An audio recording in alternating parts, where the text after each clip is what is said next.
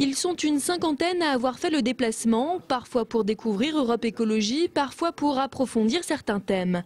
Face à eux, Jean-Marc Brulé, le secrétaire national chargé des élections chez les Verts, appelé en renfort suite à l'absence d'Augustin Legrand, et Éric Loiselet, la tête de liste régionale en campagne.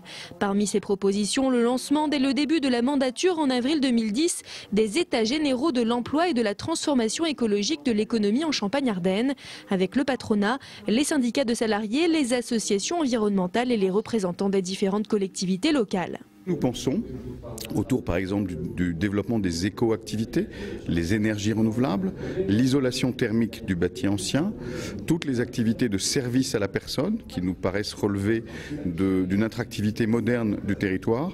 Il y a des gisements de création d'emplois dès lors que nous mettrons autour de la table tous les acteurs concernés.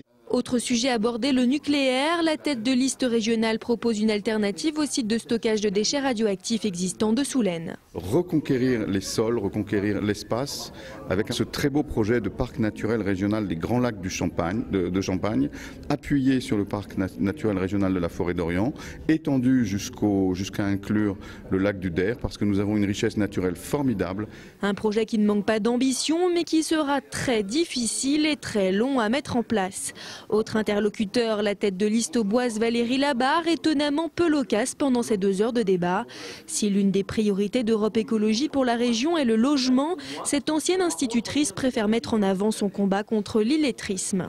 Il y a beaucoup de régions qui sont engagées sur des projets de lutte contre l'illettrisme et d'aide aux gens en situation d'illettrisme qui sont à étudier, qui sont à confronter et qui nous concernent tous. Et on est partant pour faire un gros effort à ce niveau-là. Du côté de l'assistance, on semble avoir apprécié le débat. Il y a eu un discours pas du tout politique mais beaucoup plus concret sur des propositions, sur des positions idéologiques qui sont intéressantes et qui pourraient amener à notre région un autre regard et peut-être un autre souffle. Donc, je suis venue aujourd'hui avant tout pour voir Augustin Legrand que j'avais déjà vu il y a 1 ou 2 ans je crois lors de sa première venue à Troyes.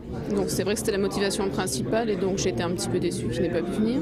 Le prochain rendez-vous d'Europe Écologie est fixé au 9 mars à Troyes avec la venue du député vert Yves Cochet.